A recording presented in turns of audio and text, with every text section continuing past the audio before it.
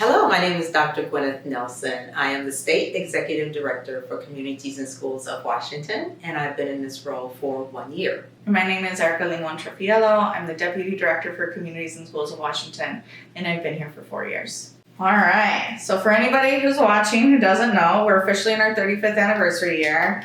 How does that feel saying that out loud? It feels amazing. Yeah. Because I've been here for a year and then having the opportunity to celebrate such a milestone of 35 years, that's 1991, and just being able to celebrate and be a part of that is truly amazing. So 35 years. 35 years, that's a long time. It's a long time. So let's do a quick highlight reel. Okay. If you had to name 2 or 3 moments in the past year that stuck with you, what comes to mind? Erica, to name 2 or 3 moments narrows it down, but I will say that one moment that I had was at a school in a rural area where a young man had absentee issues. And when I had the opportunity to speak with him, it was revealed that he was interested in fashion. And he was able to name the outfit that I had on, which I wasn't even aware of. And so then he asked me, we just started talking about fashion. And so I told him about my sons who actually started their LLC in fashion. And so he was like, do you think that I may have an opportunity to talk to them? And I said, why not? Yeah. And so my sons actually live in Georgia, but working with the site coordinator, we were able to connect them via the telephone. And they had a very insightful conversation. So it was actually 3 students and my 2 sons. Yeah. And to hear both sides was so amazing. And to be able to hear the student that was very reserved when I first met him to open up and talk about his dreams about fashion and how he liked different things, that was truly amazing. That's what brought that student to school that day. Yes. So when we say, being present matters, being able to, reduce chronic absenteeism across the board, you're really able to kind of help that in an entire family affair with your sons coming on and you being able to be there. What joy does that bring you? It brings me a level of joy that I have not experienced before. And I'm not just saying that. I mean, I truly, truly mean that. Because in my heart, I am an educator. Yeah.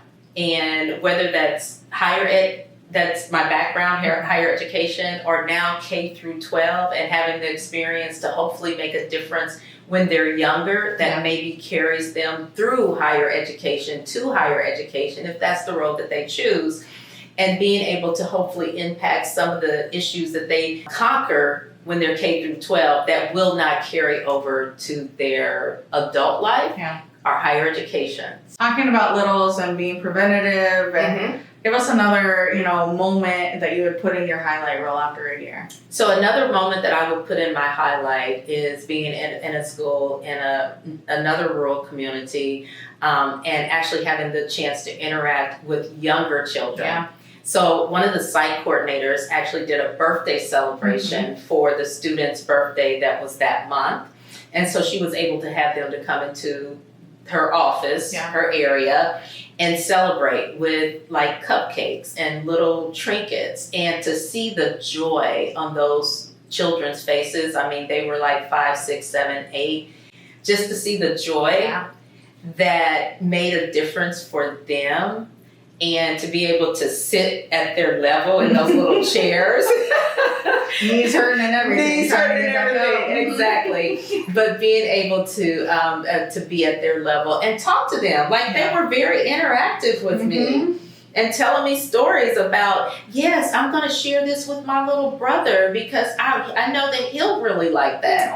And having that opportunity to interact with the principals, the superintendents, the site coordinators, and then the children and the communities. At one of the schools, this is my first experience at one of the schools, and I was told, and they explained to me, the site coordinator explained to me that the boxes, the food boxes, that they actually deliver to the houses. Yeah.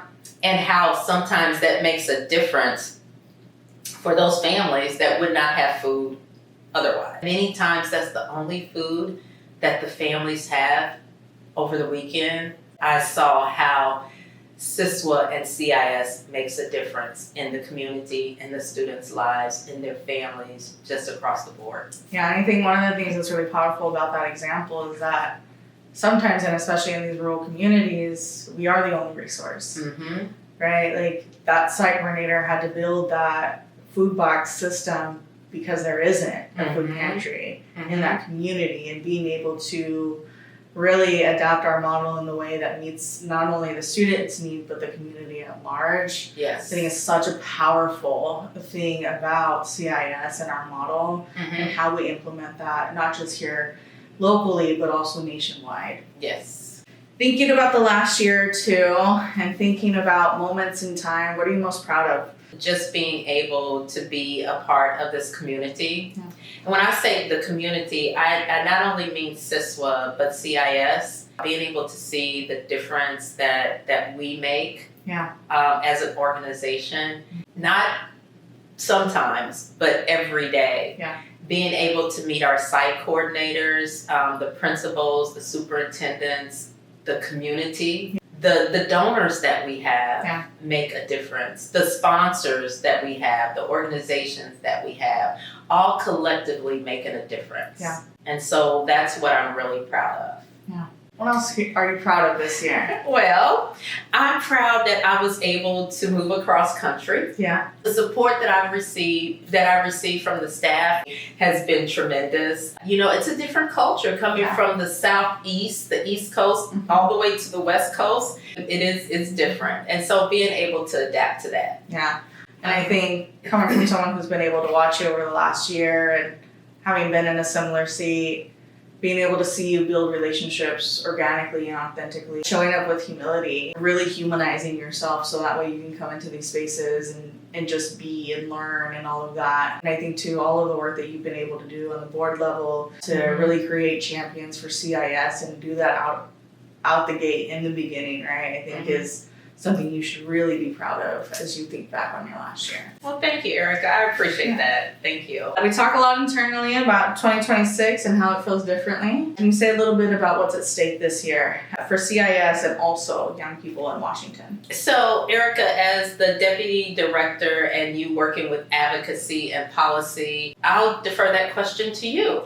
Okay, yeah, I think what's at stake for not just CIS, but organizations as a whole, and I think collectively our communities is we're headed into year 3 of a really challenging deficit on the state level. I think when we really think about how do we generate revenue as a state in order to pay for everything that is necessary, it's really challenging. Washington State ranks the second worst, has the second worst regressive tax structure across the board, which is really challenging when we talk about how do we fund things and how do we fund things like education and what's included in basic education is I think a conversation that we don't always have.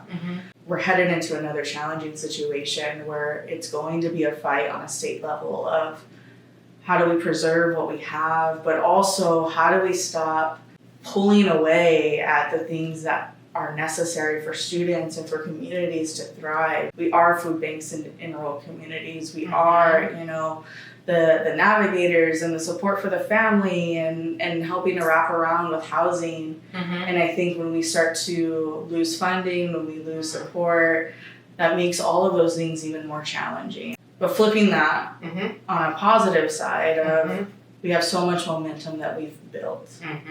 People are excited about CIS organization, just here locally, but federally, and being able to have legislators reach out to us and say, hey, I thought of you, CIS, in this moment, and this is why I want to champion this bill. What about Advocacy Day? Yeah, I think another thing, we'll finally have our first ever Youth Advocacy Day for CIS, which will be Friday, February 12th of 2027. So we're really excited about that. That's amazing. Yeah. You're doing a fantastic job in that space. Thank you. Yes. What are you most looking forward to this year? I am looking forward to the 35th anniversary celebration. Our dynamic marketing and communication team planning, and the whole staff planning a birthday celebration, a 35th birthday celebration. Really looking forward to that. And then also we're going to have a huge celebration, a gala. 35th anniversary celebration. So we want everyone we can think of, even our founder. Yeah, Bill's gonna roll up. We're gonna have Bill. Yes, we're gonna have Bill. Okay, so, Bill, you're gonna come. Bill, you're gonna come. We're gonna be there. We'll be there. One of the things that looking forward to and excited about is our board. Yeah. We have grown our board, almost doubled in the last few months. Yeah. And we have some really exceptional champions. We hear, oh, it's the best kept secret. It's the best kept secret. Well, I don't want it to be the best kept secret anymore. Yeah. I want people to know not only about us, but the work that's being done and the difference that it's being made. And I'm excited about our staff. Yeah. You know, we're small, but we're mighty. Yeah. And I'm excited about our network, the executive directors and their staff in our network, and the possibility of growing and sustaining. We're making strides. Yeah. And I'm very, very excited about that. Yeah, I'm excited about the strides too. I think, really thinking about where we're going to take our advocacy strategy next really excites me, having added capacity to our team and thinking about all of the things that we're going to create and the additional support that we're going to be able to lend, and the next phase of really integrating young people and their families and their voices into our priority work. Really excited about that as we look ahead. As you mentioned, our network, the most resilient network in the face of challenges. Yes. And in the face of uncertainty and sustainability changing. And so I'm excited to see what they continue to do. I really believe that we will get there. Yeah. I mean, although these are trying times, they're trying times across the everywhere. But being able to have that tenacity, to know that we're navigating this difficult time, and that we will come out victoriously. Yeah. And I honestly feel, in working with the network, the executive directors, the board, even in challenging times, they still have that positive attitude. Yeah. And that's what makes our work worthwhile. Yeah. And the site coordinators, let me tell you. Yeah. I love They're the heartbeat. They are the heartbeat. They are the heart, not to take away from anyone else. But those site coordinators, they are the heartbeat of this organization. Yeah. To anyone watching this, what do you want them to do? And what would mean the most to you? What would mean the most to me, and anyone watching this, I would like them to be very active in our 35th anniversary. Sometimes we think about small amounts and say, oh, is that really going to make a difference? But it will. Yeah. I also want people to speak highly of CISWA and CIS. Yeah. I want them to believe in the work that we're doing. I want them to have the knowledge of what we're doing, whatever that takes, whether that takes people going into the schools and volunteering, coming to our office and actually seeing what we do on a day-to-day basis. Those are the things that I think will make a difference, that I would like. I think another thing too, what would mean a lot, is telling your story of CIS. CIS has had moments throughout the last 35 years that has touched communities across the board. Whether that's here, the state office, whether that's your local affiliate, really trying to hear the story of what's been the impact of CIS in your community, your family, in yourself if you're a student and you've gone through the program, right? Really wanting to learn and hear from you. But also too, folks thinking about what they've done, what 1991 was like when CISWA was first born. Granted, not all of us are going to know what 1991 was like, but we know that there's quite a few of our supporters that will, right? What were you doing in 1991 when, Costco and Boeing gave birth to CIS here in Washington. Right. And so submit those stories. We will listen to them. We will read them. Our alums have amazing stories also that they can tell. So yes, we want to hear from them also. Yeah. Thank you so much for taking the time to be a part of this and a part of our celebration. And we definitely want you to subscribe to our newsletter. Yeah, subscribe for good times and stay updated with us. Yes, because we have a lot going on and we want you to be a part of it and for you to stay informed. Bye.